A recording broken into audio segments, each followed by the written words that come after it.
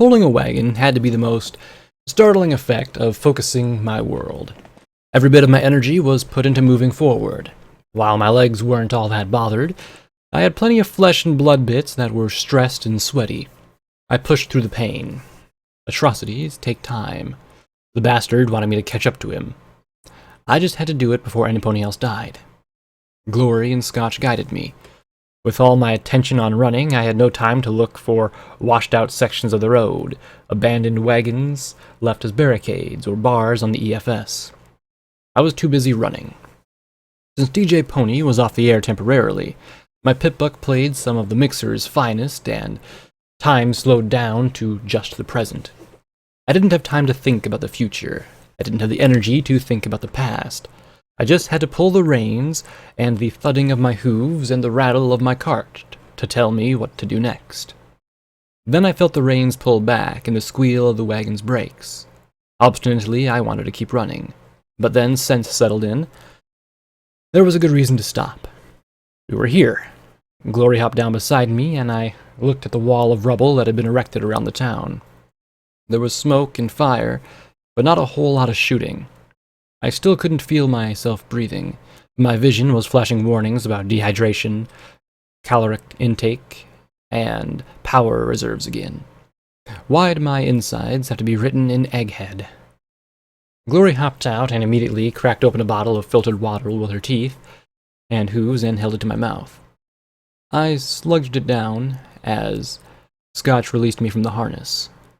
My body hurt wasn't the accurate term. I wasn't in pain so much as a full-body ache spread through my organic parts.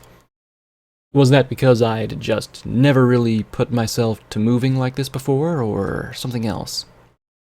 Once I had finished the bottle of water, I was unhooked. I trotted my way clear a bit and looked around.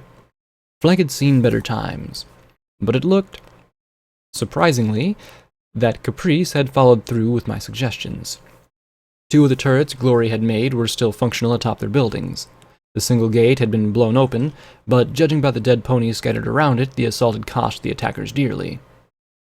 "Is it just me, or does the enervation feel worse?" Glory asked, looking at the pained expression on Lacuna's face. "I don't know.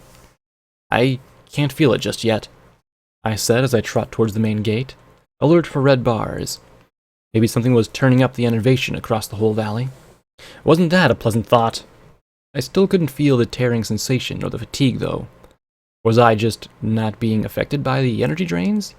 Or were my synthetic parts resistant to the field's power? Trotting towards the settlement, I looked around.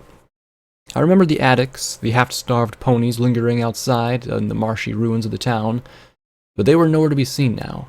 Instead, there were a cluster of tents and banners, 3 black vertical bars on a green field, and a couple dozen ponies standing around, watching us head into flank.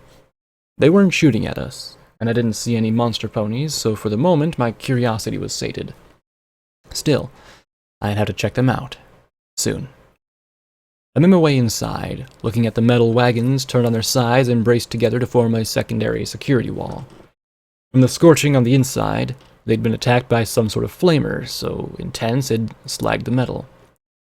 Rooms was on fire still, and from the 4 dead manticores, it was clear that at least one monster pony had been here as well. Still, Blank had clearly put up a tougher fight than Brimstone's Fall. I couldn't imagine a beam rifle snipers picking ponies off through the chain link that had protected the settlement before. The defenders split in 2, guarding both entrances. Then, from out of nowhere, a red bar appeared. A mare in pink barding racing at me faster than I'd ever imagined a pony could move. In a flash, she was in my face, and so was the revolver in her jaws. I rolled away just in time to avoid a bullet to the forehead. Still, her next 3 shots bit through my barding, barely slowing. Her pupils were tiny points in her pink eyes, and she was on top of me before I could recover. The mare was smaller than me, but her hooves slammed into me with more force than I'd thought possible. Rampage tackled her off of me, the pair rolling across the rain-slicked street. Another frenzied mare charged Glory, a pair of metal batons glowing as the Pegasus turned and hoist her attacker with green beams of magic. Astonishingly, the mare didn't seem phased at all as the bolts burned at her flesh. Gloria raised her hooves as the baton smashed into her face and legs. Lacuna's magical glow wrapped around the frenzied mare and threw her back. She rolled, tried to raise, and failed, but two more ponies raced to their fallen ally and jabbed her with epidermics. In an instant, she was back on her hooves again. I aimed some suppressive fire at the three, and they took cover, at least for the moment. "Stay down!" Rampage roared as she raised her hooves and smashed them down on the thrashing mare. The earth pony kicked out furiously, denting her armor. "Stay down!" she repeated with another stomp of her forelegs. The kicking mare bounced. She still kept trying to get back up. "Stay down!" Rampage yelled. The mare rose to her hooves, bleeding and broken and still on the attack. One more stomp and the mare's head crunched like a nut. She trembled and went still. Rampage's pink eyes met my own, and she gave a shrug. "I told her to stay down." There were a lot more red bars on my EFS now. The ponies, matching them, fighting with incredible ferocity and resilience. They were coming out of mixers. I had no idea where P-21 was in all this, but I hoped he could hear me. "P-21! Kill the robot in the club!" I had a distinct worry that this was what everything did to a mare. I moved around as quick as I could.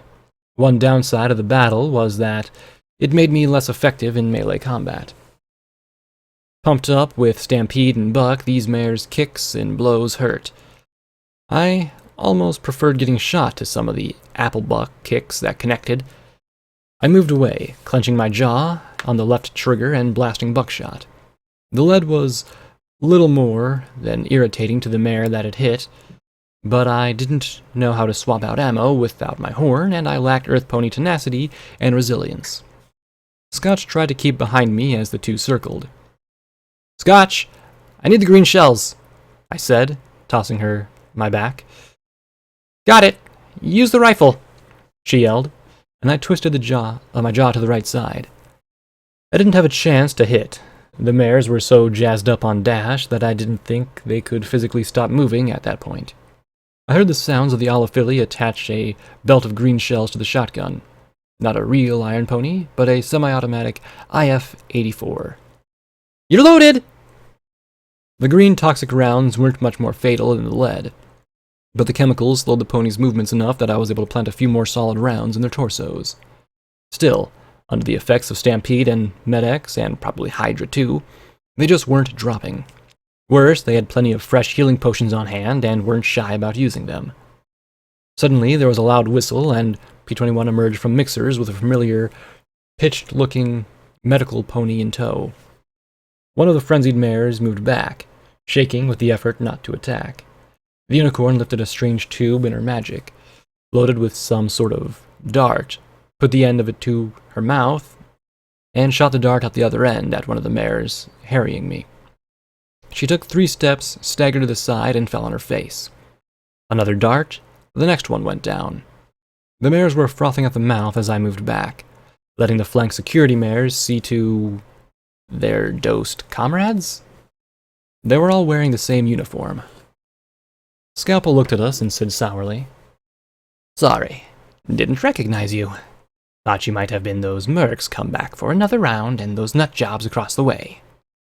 She looked at the lucid mares in their pink security barding. "Come on, get them back to my office before their hearts stop." "What did you shoot them with?" I asked. "Fixer and moondust solution," the doctor replied smoothly.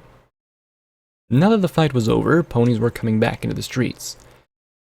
Lacuna was seeing to glory, her horn glowing as she healed the Pegasus's injuries. I, if I was right about what the glowing messages in my vision said correctly, needed something entirely different to fix my damage. I looked around, gave the melted barricade a second look, and then eyed a spur of metal. I bit down, trying to close my mouth enough to activate the softening spell. Finally, the rusty metal peeled off, and I chewed it with a disapproving face. Needed salt. "I suppose, after 3 prices, I shouldn't be surprised by what you can eat," said a familiar voice. Caprice didn't look well. Some of her softness had worn thin, and her quiet humor was now silent worry. The Peach Mare looked at me in concern with a shaky smile. "I'm glad Glory was able to fix you up. She said you were pretty bad." "I was," I said as I looked around at flank while the rain fell upon us. Thick black smoke billowed from the first and second floors of rooms. "You got hit pretty hard, too." "Thanks to you," snapped an orange unicorn mare as 4 of her fellows glared at me. "Citrine?" Caprice said in a tired tone. "If Blackjack hadn't made us step up our defenses, none of us would have made it to 69 or gotten into mixers. We would have been completely at their mercy. And considering the people who hit you put every pony in Brimstone's Fall through their own rock crusher, I doubt that would have been pretty easy," P21 added as he stepped up beside me.